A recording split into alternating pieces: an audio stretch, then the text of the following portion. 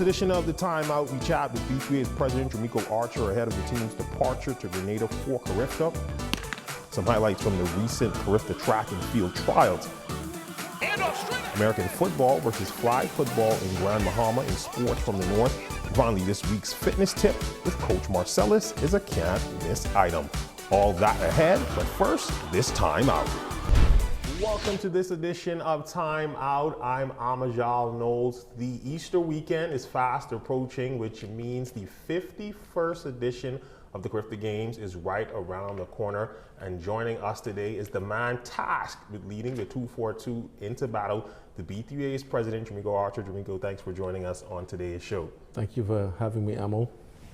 First question out the gate, Carifta right around the corner. What's on the itinerary for Team Bahamas this week? You know, it's amazing that we're back to where we started, right? It was just a short 1 year ago that we hosted the event, and it felt as though it just happened yesterday. And we're right back at the task at hand, trying to win the elusive top spot at the Carifta Games. I believe that we're well poised to produce amazing performances. I'm very pleased about the composition of the team. We have a full team, a gussie-made team, as I've described earlier, with almost every spot being filled. Last year we had an 80-member team. We have a 77-member team, which makes it the largest team that has traveled in decades, I would say. And they, for the most part, are qualifiers outright. With the exception of the additions of our relay pool, everyone is a qualifier. So that's amazing stuff. You mentioned the gussie-made team, obviously 88-member team, I think, when you include management. Obviously, it's going to cost the taxpayers a pretty penny. What do you have to say to those persons concerned about the cost of taking such a big team? Unfortunately, it's not an 88-member team inclusive of management. It's now 91. So what do I say about the taxpayers' money? I think it's well spent. Through our program, we amass, I'd say, more than 100 scholarships a year. So when you look at the value of a scholarship year over year, that's about maybe $5 million in total. And it gives everyone the opportunity to get an education free of charge. And I think the track and field has the effect of leveling the playing field. Whether you are more money than me, I have an opportunity to go to school just like you. And I think that that's really how powerful this movement has become for track and field. And our sport has grown as a result. Parents are actually engaged in this idea that if you can run or jump or throw, there's an opportunity for you too. And so that's what we promote beyond just the high level of performances that we produce year over year. And so that's exciting for us as well. All right, now let's get to the athletes themselves. Had opportunity to witness some of them at the Carifta trials. I know sometimes Nassau gets a lot of the focus, but it seemed that a lot of the Grand Bahama athletes performed exceptionally well at the trials. Just tell me a bit about the athletes coming out of Grand Bahama. If you do the analysis of country composition, Grand Bahama has packed an incredibly heavy punch. In fact, I think it's 18 members that represent Team Bahamas that come from Grand Bahama, perhaps the largest in our history as well. So what we see here is a sport that's growing, a sport that is becoming more diversified. We have people who originally are from Andros on the team. Honorable Leon Lundy, who will be the acting Minister of Sport, representing Team Bahamas in Grenada. He said, well, tell me now, how many from Andros? And so there's always this tug and pull about how we are growing, not just in New Providence and Grand Bahama, but also throughout the Family Island. And it's always exciting to be able to say, boy, you got one today. So that's great for the sport again. Obviously, a pretty big team. What do you think is going to be the strongest of the four divisions? Or just give us a breakdown of the four divisions. You know, that's interesting because, you know, historically, our under-20 division has proven to be the weakest areas. And funnily, I think that they're just as strong as the under-17. The fun part about watching the kids this year is that we have a lot of new intake. And the new intakes are acting like big men and women, commanding their position on the track and on the field. And so we have an experienced team, but a not so experienced team, yet we have a team that's as good as anyone in the world. In fact, Diore Scott, who's a veteran, she threw a personal best, which I believe is the junior national record, but she's now ranked 4th, not in the region, but 4th in the world. And that says a lot about our program. And I'm excited to see that we have representation in the horizontal jumps, in the vertical jumps, in the throws, on the track. And I think that we'll be seeing something special. Obviously, the team was named last Sunday. One of the notable absences from the list of 78 athletes was last year's double gold medalist in Jemiah Nabi. Obviously, her not making the team this year was a bit disappointing. Just give me your thoughts as the B3A's president. We're becoming like a Jamaica. Today you're in, tomorrow you're out. And Nabi is one of my favorite sprinters. I think that she has a very, very bright future. I think that she may have had some stumbling blocks.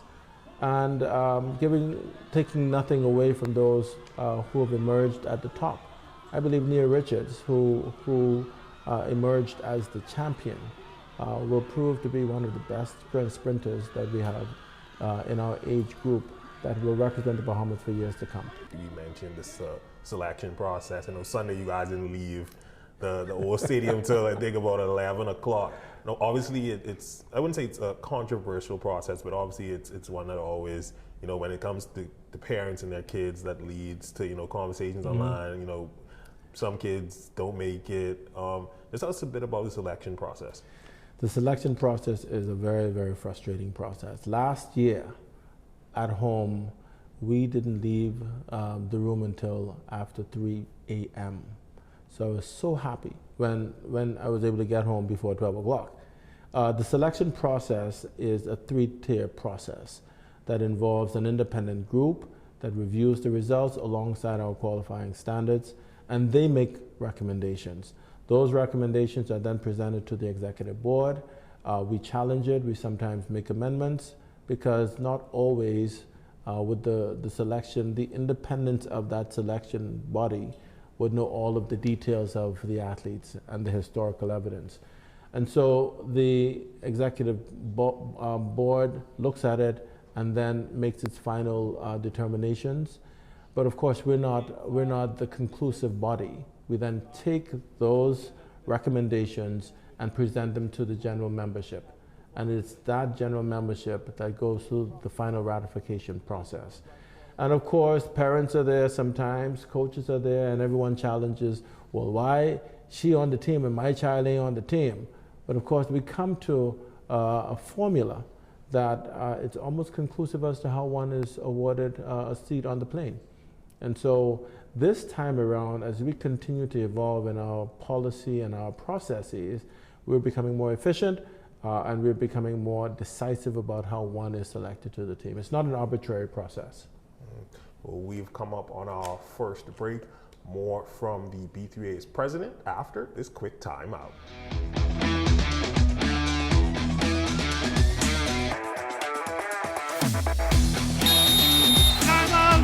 Welcome back to Timeout, everyone. I'm Amajal Knowles, continuing our conversation with B3A's president, Drumeco Archer. Team Bahama set to leave for Grenada in a matter of days. Just tell us a bit about what's on the schedule for them before Thursday. Well, Amo, you see, I have on all my clothes, right? I see the nice Gucci guy. So I borrowed this. We just came from church, so there was a church service earlier today. We had a luncheon, and that's a part of the tradition of the team. Yesterday, we had an etiquette course that was delivered by Beverly Wallace Whitfield that talks about a social decorum and how you behave in public spaces as a team. I've always underscored this idea that anyone that goes and represents a country, they're ambassadors. And so we try to refine the skills and to remind people of what good behavior really should look like. And so we had a long weekend, and now we're now getting the team. Everyone is now here on island. We're having final practice sessions, and we're getting ready to travel on Thursday. Now, you kind of touched on it in the previous segment with Diore's throw. Obviously, we've kind of been exceeding in field events over the past few years. Just tell us a bit about how our field athletes are looking. I think that we've taken a very intentional approach.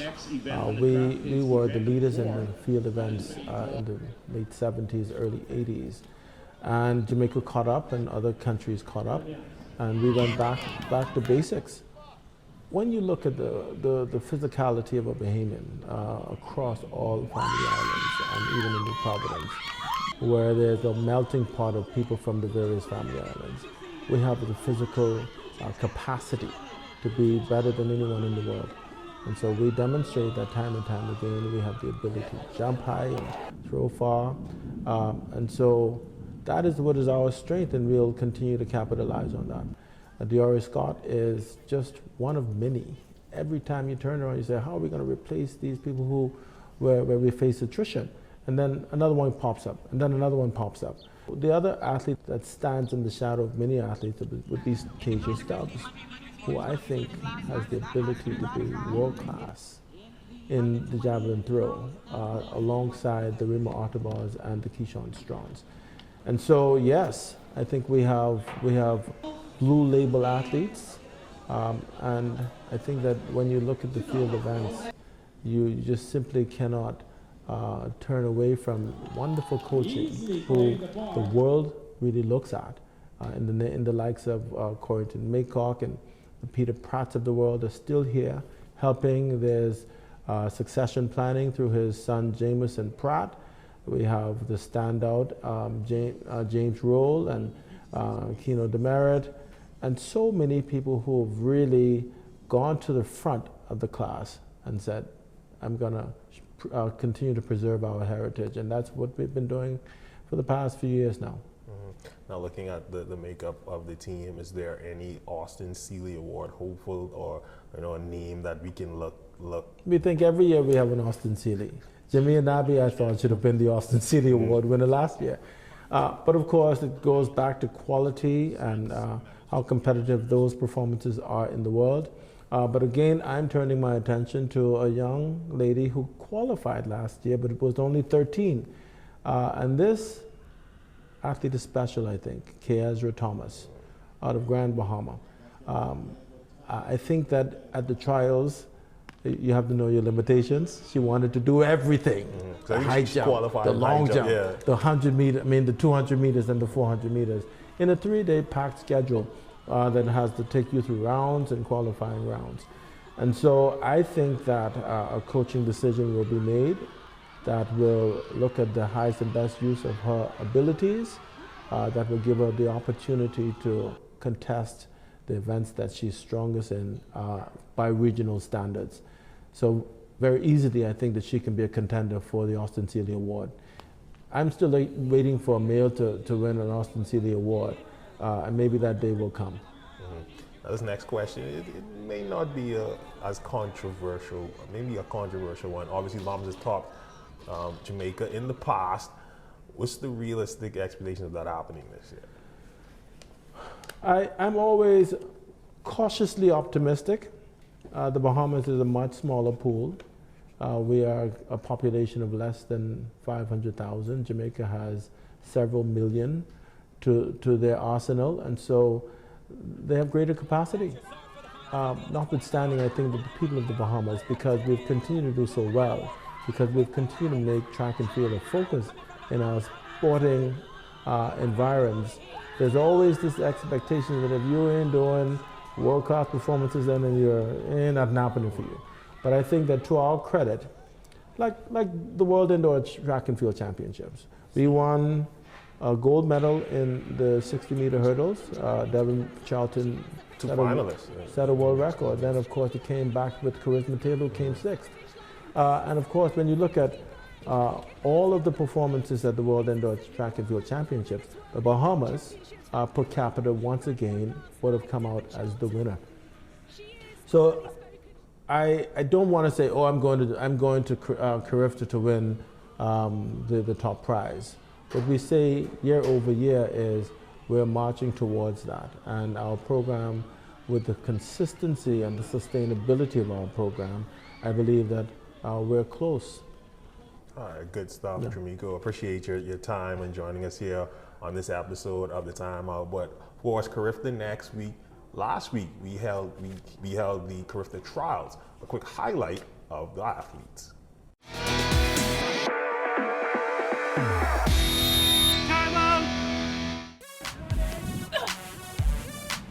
Today I threw 14.43 meters, and I'm very proud of myself. I've exceeded my standards, and I only plan to go higher for Carifta. I expect to come top 3 and make my country proud. Hopefully, when I get Grenada, I'll be jumping 1290 or 13. So I have a lot of work to do, but I'm looking forward to going Grenada. Sometimes my coaches for basketball want me to come to basketball practice, and my track coach want me to come to track, but I have to learn how to balance it over time. This is what I really expected myself to do, and when I go there, I hope to obtain a goal. I just gotta finish work hard and do what I gotta do, and probably just bring a medal home, 2 medals home. This is your final under 17 boys, 100 meters. And already in the middle of the track lane, number 6, Ishmael Rose. He's being chased. And we've reached our second break. A quick look at news from the north when we return.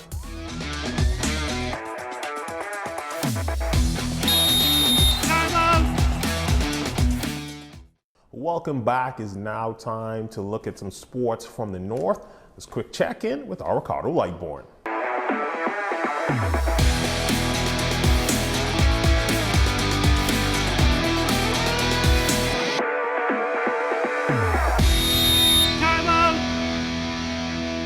In a matter of days, the Grand Bahama Flag Football League will start play right here at the Grand Bahama Sports Complex, and it's going to be a very competitive season. Well, talking to the president, and that is Vince Marshall, a lot is expected this year, and you are in for a very, very good season. This year we have 6 male teams. All of the male teams came back from the previous season. We lost 1 female team, so this year we have 3 as compared to 4 last season. But apart from that, we are... It's still a great support. We have a great fan base. It's consistently growing. And we're looking to make this season a little bit better than we did last season to try and promote the players more than anything else. So to give them more reward, give them more recognition, because they're the ones that come out here and really give their all on a Sunday.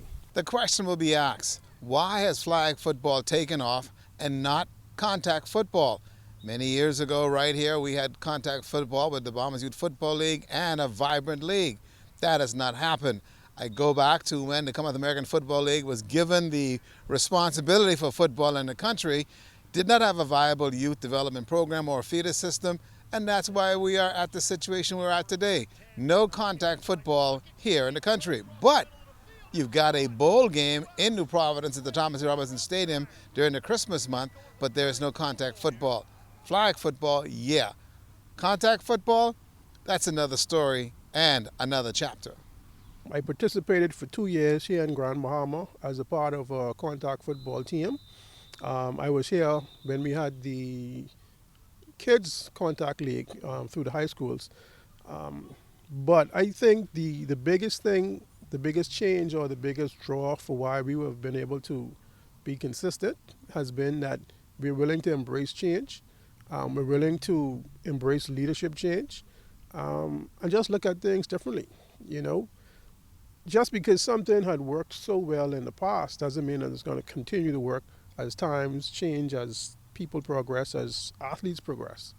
And I think that's one of the biggest things we have to look at is there's some point when leadership has to change, mind shifts have to be made, and decisions have to be made for the betterment of the sport as compared to the betterment of the people that feel that they own the sport.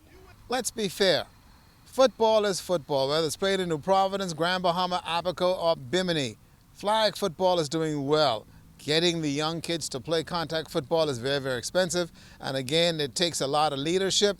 But again, it comes down to who will grab the bull by the horn and steer it in the right direction. That's a question only the Commonwealth American Football League can answer. But until then, I'm Ricardo Lightborn in Grand Bahama. Back to you guys.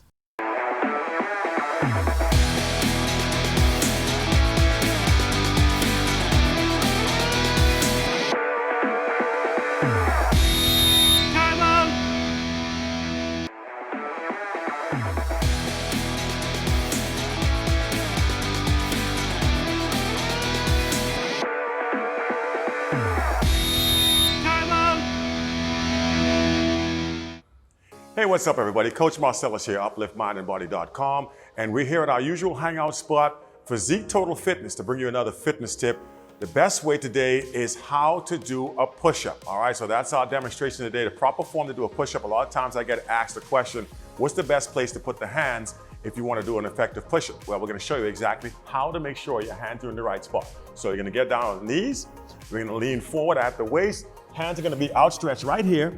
And what you're gonna do is you're just gonna slide your hands up right until you get underneath your shoulders. Now your hands should be in the proper spot. You're just gonna extend your hands back, come up, and now you go up and down, and you're in the right spot right there. Demonstrate the right way to do a push-up. All right, so there you have it. Proper push-up form should help you in your chest development, and of course, making sure you get the most effectiveness out of your push-up throughout the course anytime you want to do so. All right, so that's your fitness tip for today, proper push-up form. Hope this was helpful for you. I'm Coach Marcellus, once again, for upliftmindandbody.com. See you soon.